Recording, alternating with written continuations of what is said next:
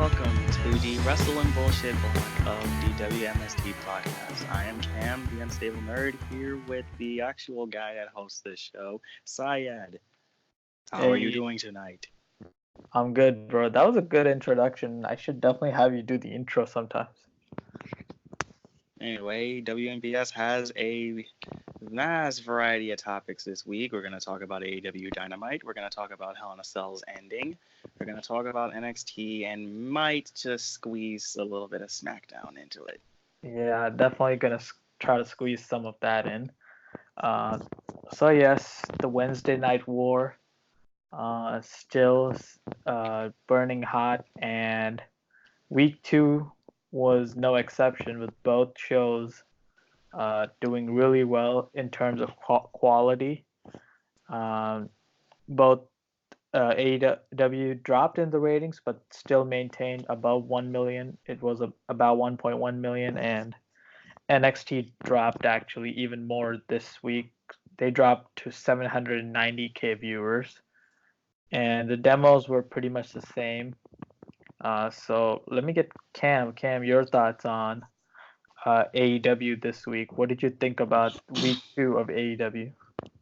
I predicted that they would have a drop in the ratings, and they didn't. I say that Dynamite had the better show this week compared to NXT. NXT had the better show last week. This week they didn't really do so well. They kind of dropped in interest for me, but Dynamite actually had the better paced show. Better beginning, better opening match, better ending, more noteworthy stuff. Yeah, can't disagree with you on that. I love Dynamite's pacing, to be honest. Like, I found that to be the show's one of the show's bigger strengths. Also, the production value just far exceeds NXT. The lighting is great. The pyros are awesome. NXT, They even have like the screen effects. Like when a wrestler's entrance, uh, Titantron comes on. It's like it's an effect. like how WWE does that with pay-per-views, only with the 3D stuff. Yeah, but I feel like Titantrons are way cooler in that way. So I like that. And I miss Jericho, Titantrons when they actually had wrestling moves in it. true. AEW's Titantrons don't have wrestling moves, but they have like The wrestlers. actual like graphics packs, like Darby Allin has tattoos and Jericho has his "Am I Evil" thing.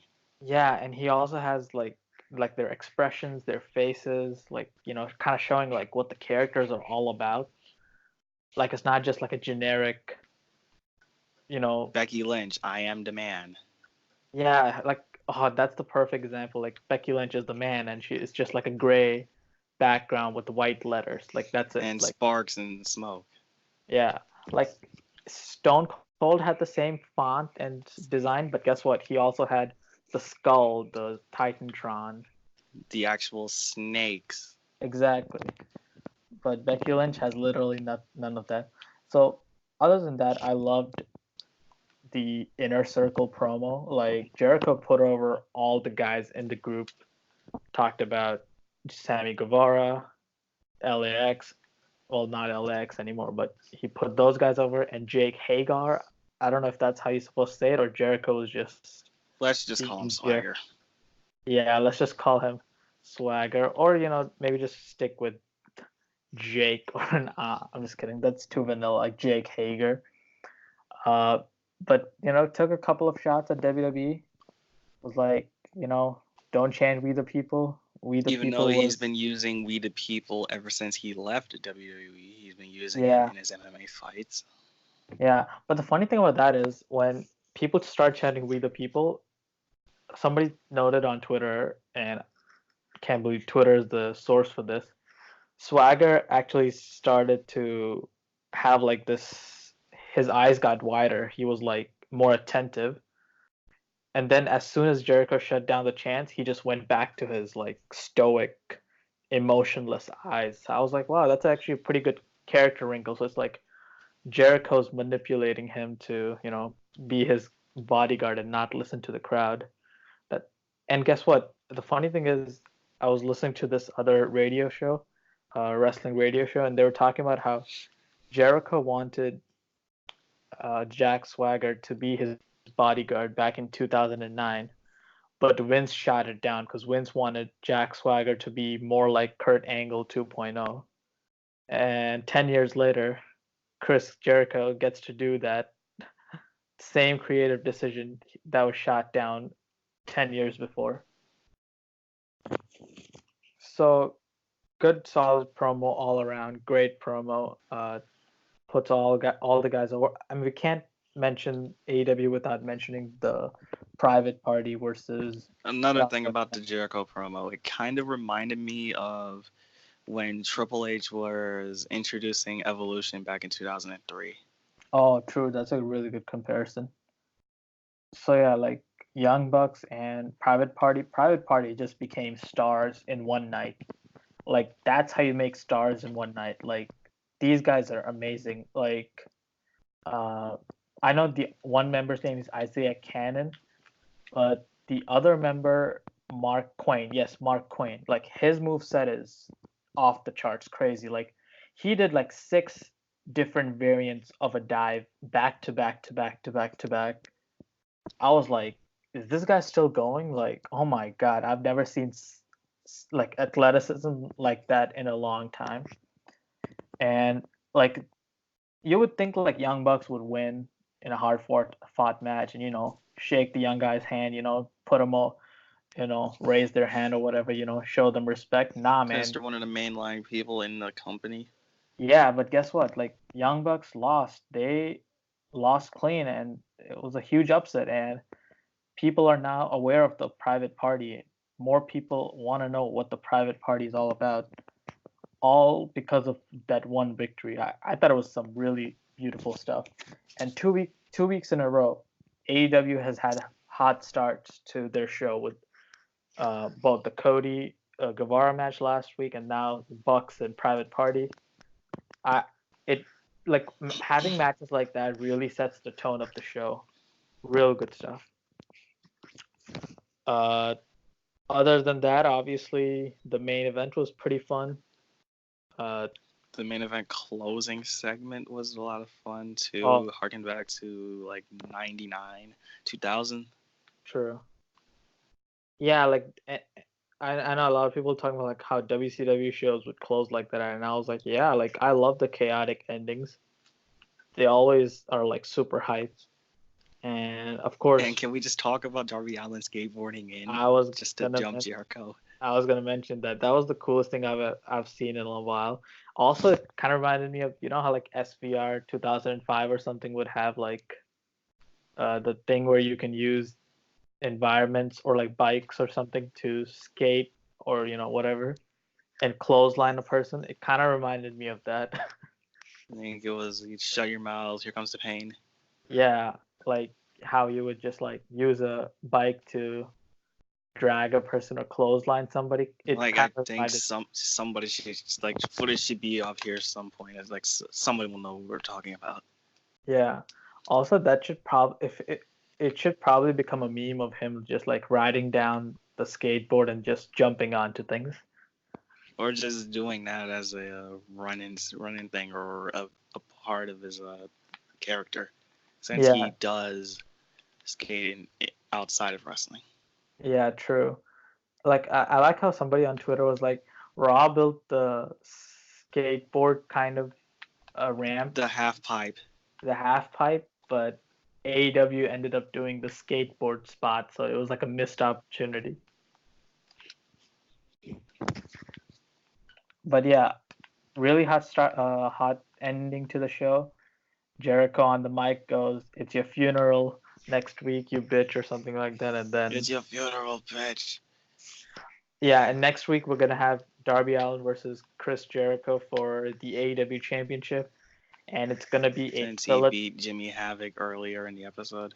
Oh yeah, that was a good match too, and hopefully Jimmy Havoc gets a chance at the title soon. And that match next week, it's gonna be a Philadelphia street fight.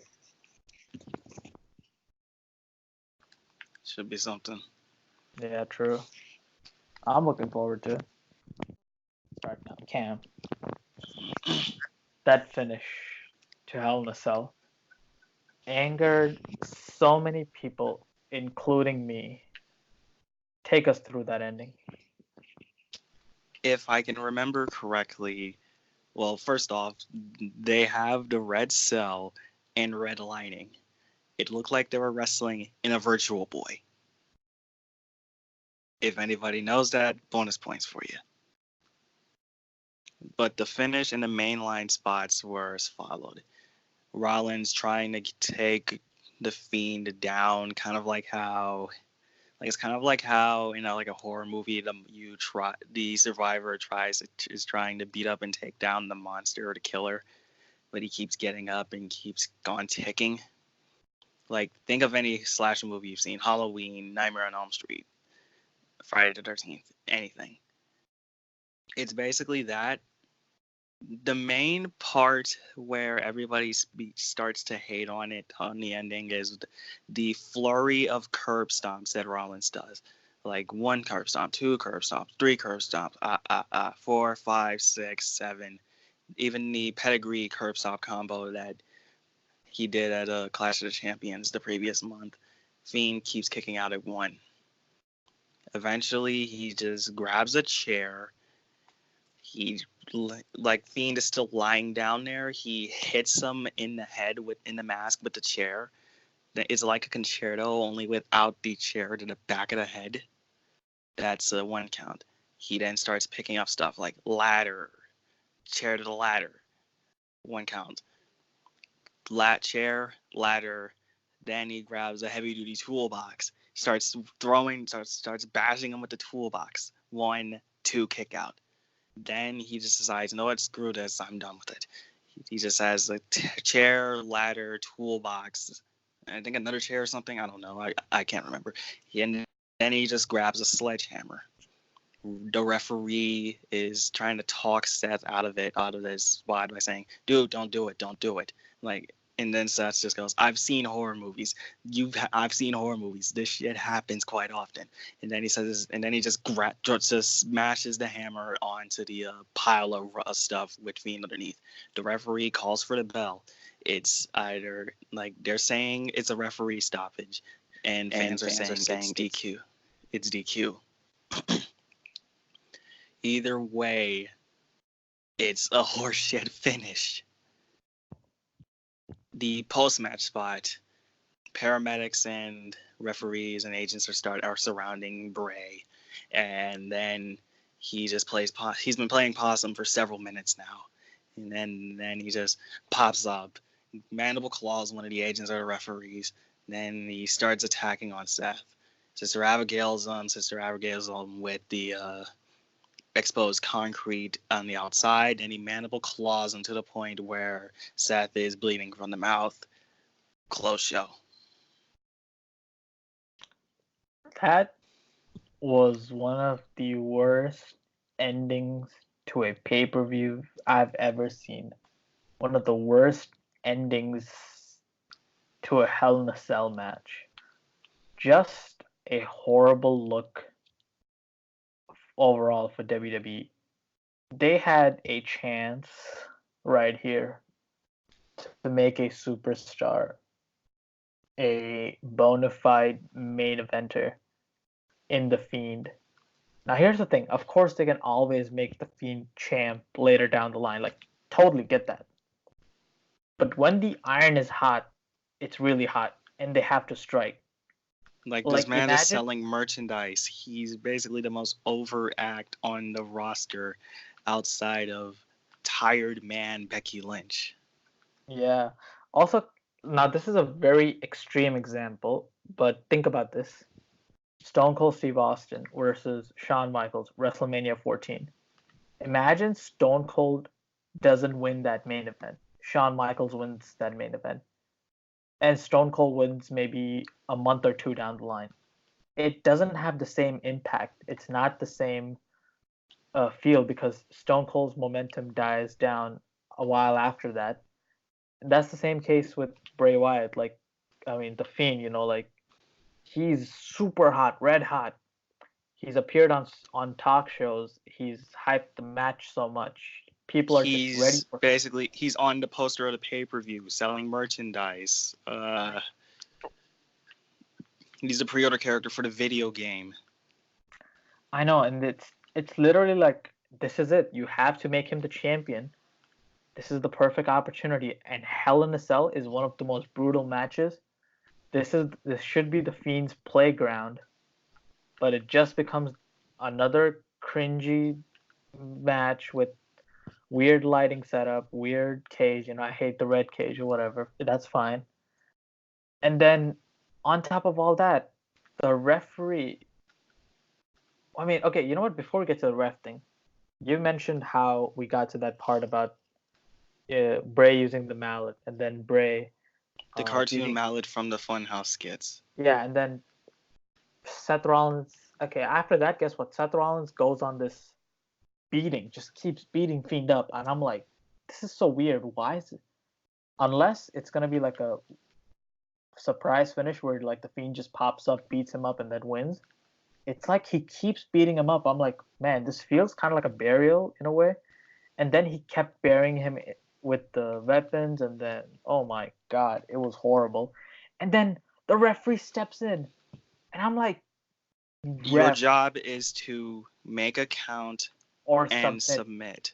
Right. That's your job. That's been your job ever since this match began in 1997. Why does the referee care that Seth Rollins is gonna like murder the Fiend? Hell in a Cell, you can literally do anything you want inside the Hell in a Cell. I mean, okay, back in the late 90s, why did nobody step in and say, okay, Mankind is pretty much dead, the match is over? They just let him wrestle after falling. No, Foley wanted to keep going with that. Exactly. I mean, the Fiend wanted to keep going. He just popped up, and it's like, why? Like, Helen, it's like follow your own rules. For once, just follow your own rules. Hell in a Cell matches don't have DQ, don't have countouts. They literally have no rules. There are no holds barred cage matches. Exactly. And you guys WWE just messed it up. They just literally made the match the gimmick match look like crap. Look like everybody involved in that match looked like a bunch of clowns. I know it's Joker month, but everybody ended up looking like clowns for real. Horrible finish. Honestly, it was an okay pay-per-view, even though a lot of the card was half-assed put together. Yeah, but sure, the first three matches were good. They were good. They were good TV matches, to be honest. But like the tag match and the women's cell match, those were really good. Yeah. Like I was surprised at how good the tag match was. It was a good idea to make it a tornado match. I understand that they didn't focus on Hell in a Cell because they were busy building up SmackDown and Raw for that week. And it ended up kind of being a good card, like whatever, fine. It was serviceable. But it's like, okay, as long as the Fiend becomes the world champ, or at least we have a good Hell in a Cell match, we should be good. But they just messed it up like no other company I've ever seen mess up something so bad. And they just lost an opportunity to make a superstar. I mean, the Fiend is still over, but he's still there, but you missed your chance to pull the trigger. Yeah, definitely not. And it kind of made the Fiend look silly too, in a way. They're saying that this is the worst ending to a Cell match, but I say nothing is worse than. Remember 2014 Ambrose and Rollins in the cage? Oh, and the Bray Wyatt was also involved in that one. I hate that ending. And I don't hate much in wrestling, but that I hate. But at least that match had a decisive finish. Like the referee wasn't like, "Oh my God, I gotta end this match." That was too much. At least Rollins got the pin there. Yes, it was. Yeah, that's one thing, but couldn't you have shown up after the fact? I know. This man has been wanting to kill Rollins for months. I know. Also, that's another thing. Like, if WWE didn't want to see the Fiend get pinned or to see Rollins lose the championship, Then don't why book the stupid thing. why book yourself into a corner? Why couldn't Seth wrestle, I don't know, some other Just do a Strowman rematch.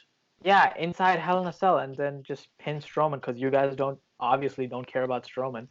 He's probably gonna lose to Tyson Fury in Redacted, so might as well.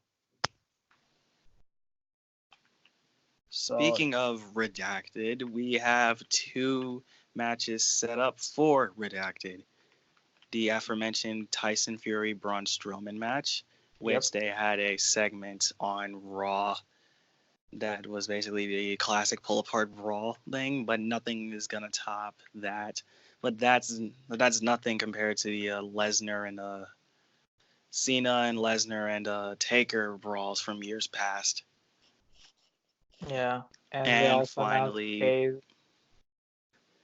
to Kane do it? Velasquez. Yes. Yeah, Kane Velasquez versus Brock Lesnar. For the world title. Did they actually announce it for the WWE Championship? They announced it earlier on SmackDown, so yes, it is for the title. Ooh, interesting. Now, let me ask you something. You think Kane Velasquez, the newbie in the wrestling business, becomes WWE champion on October 31st? You think that's possible? No, it's not happening. He's not winning the title on Halloween night. But don't you think it's weird how they booked Kane Velasquez's first match in WWE in a championship match? Like, how do you think that makes the rest of the roster feel who've been there for the longest? It is it's low key a good thing that they've gotten rid of the rematch clause thing, because if I were Kofi Kingston, I would be fuming. Like, True. where's my rematch? Okay, that's another thing. Kofi out here looking like a clown, total buffoon. Like, how are you not mad over what happened last week? How are you not like just angry at yourself that you couldn't even put up a fight? You were talking all this smack like, "Oh, I'm an underdog, but I'm gonna fight," blah blah blah. You couldn't even put up a 3-second fight, and he was out here celebrating, eating pancakes, looking like a clown. That's what A WWE goof. wants. Like, just shucking and I jiving. That's what they want. understand the power of positivity, but come on, man. Yeah, you lost the WWE Championship. In kayfabe, that means you lost a lot of money. You should be angry right now. You're not the You've top lost the anymore. biggest match of your life, basically. Yeah. I would be fuming. I would be wanting to break this man's neck because of that. But let's not get too severe. I mean, if Kofi tried to do that, at least he would put up a fight against Lesnar. At least he would try to put up a fight. I wouldn't expect him to go all fiend and just twist the motherfucker's neck. Yeah. It's almost as if that match just put Kofi back into the oblivion, back into the mid card. Back into status quo. Yeah, you got lucky that one time, but back to the status quo you go. Yeah, It's but they like booked Jinder when he lost the title to AJ. back to the mid card you go. But at least Jinder got a rematch and put on a good fight. Kofi But is not gonna since they get that. got rid of the rematches, it hurts even more. Yeah, true. But yeah, Kane Velasquez versus Lesnar should be an interesting WWE match. We know we've seen it in UFC. And Velasquez, for those that are unaware, he has training experience. He has trained. He is a wrestler, or has wrestled. He's wrestled in yeah, AAA with Cody Rhodes. There's even footage of it up on YouTube. yeah. So I mean, he's no he his MMA style also his style was a wrestling style, so he knows how to grapple with the best of them. So it should be interesting, very interesting development. So you think Lesnar wins or DQ finish? What do you think? Lesnar's probably gonna retain. It's like a redemption story in a way. Yeah, but don't you think Kane should be built up a little bit before losing like that? Yeah, he should be built up. Like I'm not expecting him to have matches with insert random dude here on Fox, but he should have like a warm up match. Probably, I would say he should have a warm up match, but the intrigue should be like what Ronda Rousey was at WrestleMania. True.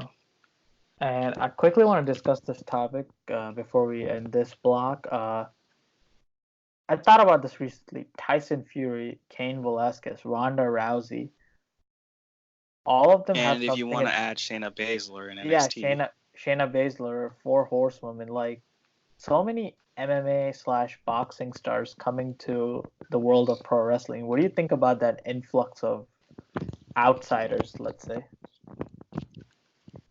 I don't mind the idea of having more opportunities like a Ronda or a Kane. I don't mind that idea. More new faces, more exposure for the wrestling industry. Plus, even if they're fans of the company, of fans of the industry and the company, like Ronda or Shayna, who wrestled outside in indie promotions before WWE, I don't mind it. It it makes new faces, leads to a whole bunch of new matches. And I know a lot of people hate the MMA people. Usually, people hate Lesnar for being a lot more lazy in the ring, with him just going to the go-to German suplexes and F5s. But he is a wrestler. A lot of people hated Rousey for coming into the company, but she actually gave the women's division a lot of mainstream exposure to the point where they actually headlined their own pay-per-view. They main evented WrestleMania because of Rousey. Velasquez could bring a lot more eyes into the company as well, along with Fury. Though I do think that Tyson Fury Braun Strowman match could be the next Floyd Mayweather Big Show match from Mania 24. Yeah, true. That definitely feels like that. Also, I hope it's like a no DQ match because Just like 24. I don't know how good of a worker Tyson Fury is because I mean he's a Like he boxer, has pulled his punches and his forearms. Like he was doing that on Monday. but I mean he could definitely injure Braun by maybe by mistake he does a shoot punch. I don't know. I mean, Lesnar did a shoot punch to Strowman once in a match. But that was like on purpose. Maybe Fury, if he's inexperienced inside a ring, might get carried away.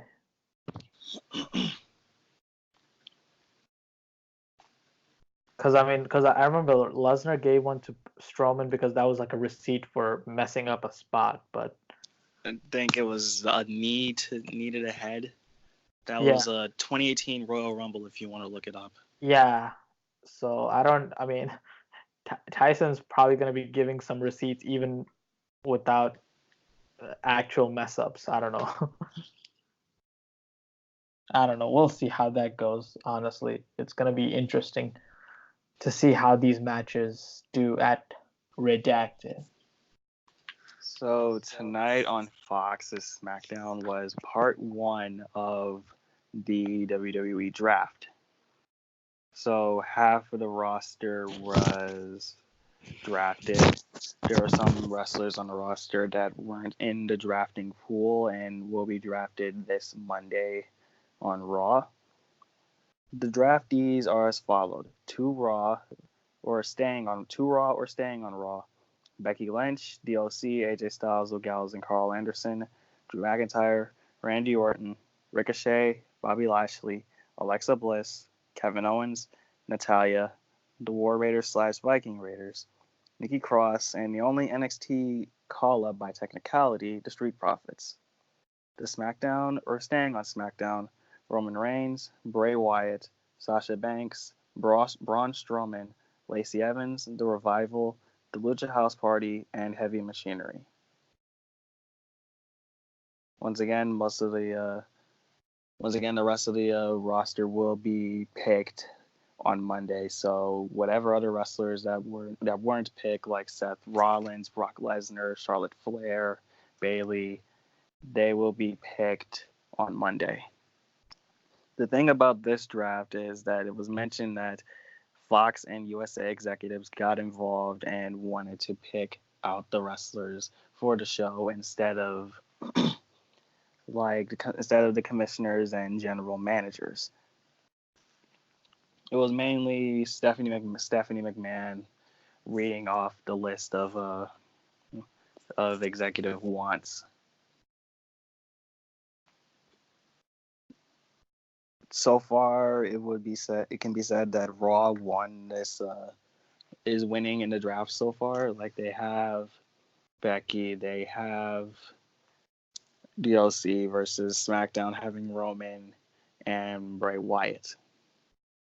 I was expecting Becky to be traded off to SmackDown since she's been on the promotional stuff, been in all the promotions and promotional material for Fox.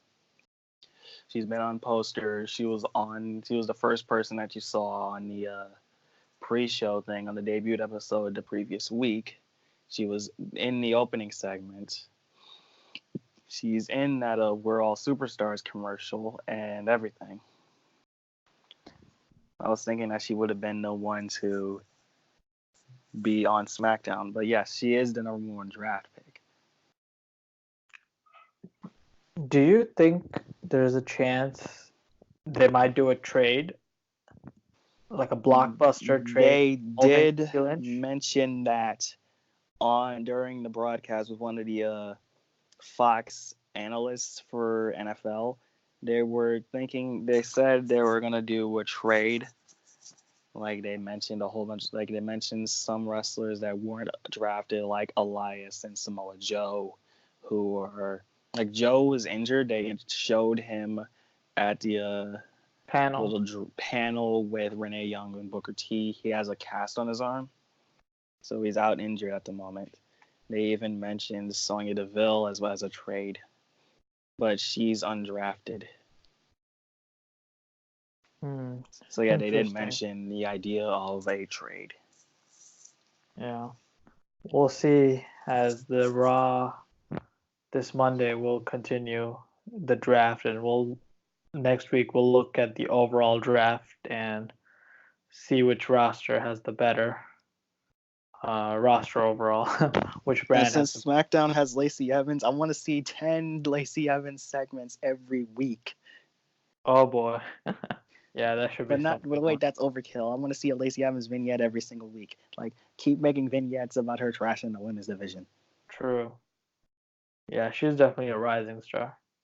Like, I didn't like how she was thrown into the title picture so suddenly, but I really liked the gimmick. True. Hey everyone, hope you enjoyed that video, and make sure to like, share, and subscribe. And click on the channel to check out some more awesome videos like our movie and wrestling debates and our interviews with people like the Wrestling Classic and Jordan Jomo from the IGWC. And we are definitely looking into delivering you all some more content in the near future, so definitely be on the lookout for that. And thank you for your support.